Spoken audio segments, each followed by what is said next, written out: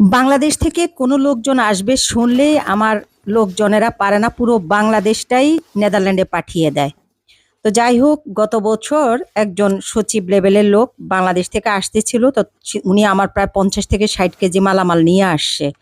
এরকম আম থেকে শুরু করে ইলিশ মাছ, কোরবানির গোশত থেকে শুরু করে সবকিছু নিয়ে আসছে, আমার বাসা থেকে প্যাকিং করে দিয়েছে। সেই মোতাবেক উনি এবছরও আসতেছিল। এই যে জুন মাসের, উনি গতকালকে আসছে। তো জুন মাসে উনি আমাকে ফোন দিয়েছিল, মানে 1 সপ্তাহ আগে ফোন দিয়েছে, বলছে যে আমি যাচ্ছি নেদারল্যান্ড, আপনার কি কি লাগবে বলেন, আমি সেই মালামালগুলো নিয়ে যাব। অ্যাকচুয়ালি ওনার কাজ হচ্ছে ফ্রান্সে, নেদারল্যান্ড ওনার কোনো কাজই নেই, বাট উনি নেদারল্যান্ডে আসবে আমাকে এই জিনিসগুলো দিয়ে যাওয়ার জন্য, কারণ উনি দেখেছে দেশের জিনিসপত্রের প্রতি আমি কতটা আবেগী। দেশের জিনিসপত্র পেলে আমি মানে জ্ঞান হারিয়ে ফেলি একরকম এরকম। তো সেই কারণে উনি ফোন দিয়ে যখনই বলছে, সাথে সাথে আমার আনন্দ আর দেখে কে। আমি বলেছি, ভাই আমার জন্য কোরবানির গোশত নিয়ে আসবেন, আমার জন্য শুটকি নিয়ে আসবেন, আমার জন্য ইলিশ মাছ নিয়ে আসবেন, আমার জন্য বোম্বাই মরিচ নিয়ে আসবেন, আমার জন্য আম নিয়ে আসবেন, আমার জামার জন্য কাপড় চোপড় নিয়ে আসবেন। এইভাবে করে আমি বিশাল একটা লিস্ট দিয়েছি। তো উনি বলছে, এগুলো কি বাসা থেকে প্রিপেয়ার করে দিবে নাকি আমি নিজে তৈরি করে নিয়ে আসব? তা আমি বললাম, বা আমার বাসা থেকেই দিবে। সাথে সাথে আমার বাসা থেকে এই যে দেখুন, ওনার জন্য কাপড় চোপড় দিয়েছে, যদিও লাগেজগুলোর চাবি ওনারা, আমি এয়ারপোর্ট থেকে গিয়ে লাগেজগুলো পিক আপ করেছি, এয়ারপোর্ট থেকে গিয়ে আমি লাগেজগুলো নিয়ে আসছি, কিন্তু ভুলবশত চাবিগুলো ওনাদের কাছে রয়ে গেছে। পরে বাসায় আসার পর আমি চাবিগুলো তালাগুলো ভেঙে ফেলছি।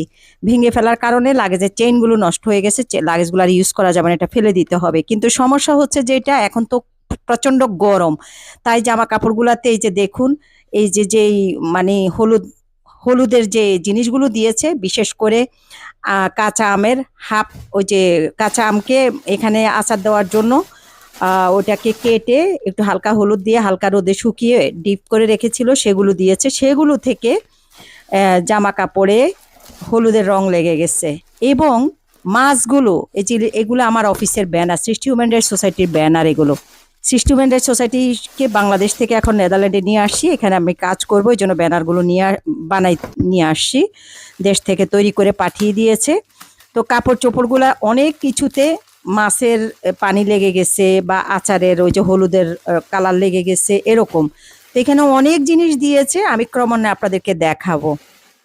প্রথমে আমি কবুতর ঢাললাম, এখানে 12টার মতো কবুতর যতটুকু আমি জানি সেটা দিয়েছে। এগুলোকে কেটে কেটে কুটে বেছে একদম পুড়ে টুড়ে পরিষ্কার করে এগুলাকে বড় বড় করে কেটে এগুলো ডিপ করে এগুলো দিয়েছে। কিন্তু এখন তো অনেক গরম, সে কারণে এই ডিপ করার পরেও আইস ছুটে গেছে। এই যে দেখছেন, এগুলো কবুতর। যাই হোক, এখানে 12টা কবুতর আছে। এবার খুলতেছি ইলিশ মাছ। বাংলাদেশের ইলিশ, সে কথা বলার আগেই জিহ্বা দিয়ে পানি চলে আসে। আসলে আমাদের জিহ্বার পানি একদম, ইলিশ মাছের কথা শুনলে আমরা কোনোভাবে আর কন্ট্রোল করতে পারি না। এবার খুলবে একটা একটা করে ইলিশ মাছ। ইলিশ মাছগুলো নাহিদ ওয়ার্লস থেকে কিনা হয়েছে, আর একজন পরিচিত লোক থেকে কিনা হয়েছে, 2 ভাগে ইলিশ মাছগুলো কিনা হয়েছে। এখানে 10টা ইলিশ মাছ আছে। এই যে ক্রমান্বয়ে ইলিশ মাছগুলো খোলা হইতেছে। এক একটা ইলিশ মাছ অনেক বড় বড় ছিল, 1 কেজি থেকে 1100 গ্রাম করে ছিল এক একটা ইলিশ মাছ। এই যে ইলিশ মাছগুলো তাদেরকে বলছি মাথা আর লেজ কেটে দেওয়ার জন্য, তাহলে ওজনটা একটু কমবে। যেহেতু আরেকটা মানুষ মালামালগুলো নিয়ে আসবে, যেন ওজনটা নিয়ন্ত্রণে থাকে। তারপরও ওজন হারিয়ে ফেলছে, প্রায় 50 কেজির পাশাপাশি হয়ে গেছে আমাদের মালামাল। এই যে দেখুন, এখানে আমগুলো এই যে হালকা রোদে শুকিয়ে, আমগুলো কাঁচা আম কেটে কেটে হালকা মানে হলুদ মাখিয়ে হালকা রোদে শুকিয়ে ডিপ করে রেখেছিল, সেগুলো আমার জন্য এগুলো করে, সেগুলো পাঠিয়ে দিয়েছে। তো সেগুলো মানে একদম স্নো ছুটে গেছে, সেগুলো থেকেও পানি বের হওয়া শুরু হয়েছে। এগুলি মূলত আমার জামা কাপড়ের মধ্যে লেগে গেছে। তো খুব কষ্ট লাগছে ওর কাপড় চোপড়ে যখন এগুলো লেগে গেছে হলুদের দাগ। আর এই যে ইলিশ মাছগুলো একে একে খুলতেছি, আমি এখানে 12টা কবুতর খুলে নিয়েছি, এখন ইলিশ মাছগুলো খুলতেছি। ইলিশ মাছের মাথা লেজগুলো কেটে তারপরে মাছটা শুধু পাঠাতে বলেছি, কারণ আমার এখানে মাথা কেউ খায় না। গত 2 সপ্তাহ আগে দেখলেন আমি প্রায় 17-18টা কাতল মাছের মাথা ফেলে দিয়েছি। আমার এখানে মাথা লেজ এগুলো কেউ খায় না, আর এখানে তো গরিব মানুষ নাই বা মাছ খাওয়ার লোক নেই, কাকে দেব? তো এই যে ইলিশ মাছগুলো একে একে খুলতেছি, মাছগুলো রক্ত ছেড়ে দিয়েছে, মানে মাছগুলো মাথা লেজ কেটে ওরা ডিপ করে তারপর পাঠিয়ে দিয়েছে। পেটের ভিতরে বুড়ি টুড়ি বের করে নাই, ডিম বুড়ি ওই অবস্থায় ছিল। কিন্তু এই যে মাছগুলো দেখুন, দেখছেন কত বড় বড় মাছ, মাশাল্লাহ করে পুরো এক বিশাল একটা বল ভরে গেছে। কারণ এখানে 10টা মাছ, এক একটা মাছের ওজন 1000 থেকে 1100 গ্রাম। এখন আমি খুলতেছি আমার আচারের জন্য যে আমগুলো তৈরি করে দিয়েছে কাঁচা আম, সেগুলো একে একে খুলতেছি। তাহলে কি কি খুললাম? আমার হাজব্যান্ডের কাপড় চোপড়গুলো খুললাম, কবুতরের গোশতটা খুললাম, তারপরে ইলিশ মাছগুলো খুললাম। এখন হচ্ছে আচারের আমগুলো খুলতেছি। আমগুলোর স্নো ছেড়ে মানে ঠান্ডা ছেড়ে দিয়েছে, তাই দ্রুত এটাকে ডিপিং করতে হচ্ছে। এটাকে নিয়ে ডিপ ফ্রিজে রেখে আসছি। একটা একটা ব্যাগে করে শুধু আমই পাঠিয়েছে, মানে এত পরিমাণে জিনিসপত্র হয়ে গেছে। এয়ারপোর্টে গিয়ে 2 লাগেজে যখন ওজন বেড়ে গেছে, তখন আরেকটা ব্যাগ আমার খালু এয়ারপোর্ট থেকে কিনে সেখানে আবার কিছু মালামাল সরিয়ে দিয়েছে। এই জন্য আমাদেরই 3টা ব্যাগ আসছে, একটা হাতের ব্যাগ আর 2টা হচ্ছে লাগেজ। তো যাই হোক, লাগেজ 2টার আমার তালা খুলতে পারি নাই, দেখি চেন ভেঙে ফেলতে হয়েছে। তো একটা লাগেজের মালামাল বের করলাম, এখন আরেকটা লাগেজের মালামাল বের করতেছি, দেখি সেটার কি অবস্থা। এখন সেইখান থেকে মালামাল বের করবো। আর এইখানে দেখেন ব্যাগের ভিতর থেকে আমি আমগুলো ঢেলেছি। এখানে অনেক আম, এখানে আমরুপালি আর হচ্ছে যে হাড়ি ভাঙ্গা, প্রায় 20 কেজির মতো আম। এই আমগুলোর অনেক ঘটনা আছে, পরে এক সময় বলবো আমের ঘটনা। তো গত বছর এরকম প্রায় 25-30 কেজির মতো আম আসছে, পুরাটাই ছিল হাড়ি ভাঙ্গা।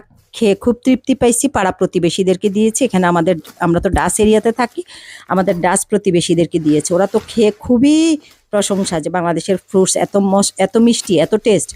আল্লাহ যদি সব ঠিক রাখেন, এবছরও দেবো। আমগুলো পাকুক, পাকার জন্য অপেক্ষা করতেছে। ওরা তো আর বুঝবে না, না হলে কাঁচা কেটে কেটে খেয়ে ফেলবে, টক লাগবে, পরে মনে করবে বাংলাদেশের ফ্রুটস টেস্ট নাই।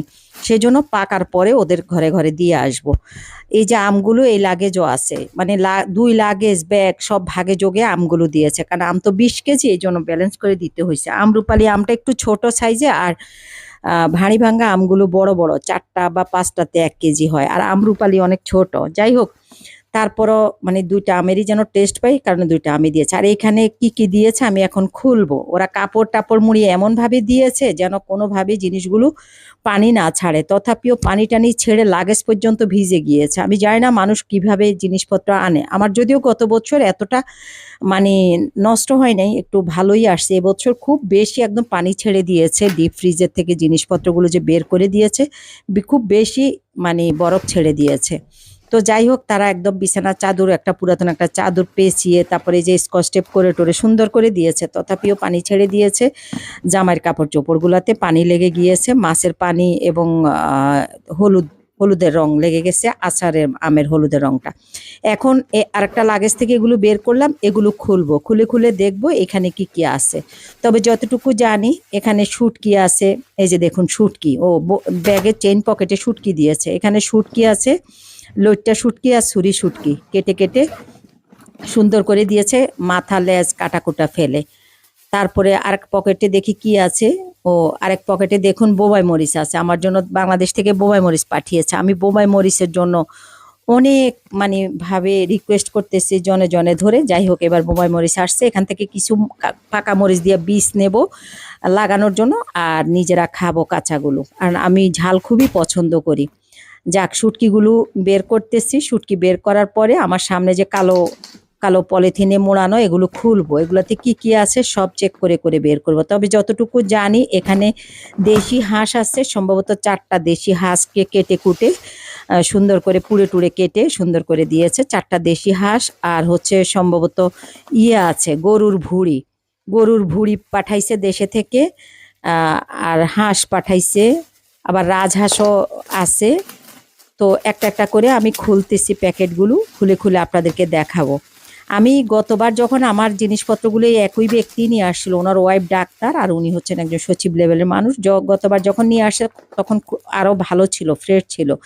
এবছর প্রচণ্ড গরম, সে কারণে একদম ঠান্ডাটা দেখেন একদম গলে গিয়েছে। ওরা যদিও একদম কাপড়, মাছের উপরে কাপড় পেঁচিয়ে, আমি যদিও বলছি তোমরা মাছের উপরে কাগজ পেঁচাবা, কাগজ পেঁচিয়ে মানে পেপার পেঁচাবা, পেপারের উপরে তারপরে তোমরা পলিথিন পেঁচাবা, কিন্তু ওরা মনে হয় পেপার পায়নি, সে কারণে পুরাতন বিছানার চাদর কেটে ওইটা পেঁচাইছে, ওইটার উপরে তারা পলিথিন পেঁচাইছে, স্কচ টেপ করেছে। কিন্তু মানে যদি পেপার পেঁচাইতো তাহলে এত দ্রুত হয়তো এটা এমন হতো না। যাই হোক, এখন দেখতেছি মাছগুলো, যদিও মাছের রক্ত ছেড়ে দিয়েছে, কিন্তু মাছগুলো ফ্রেশ আছে, মাছগুলো তো নষ্ট হয়নি।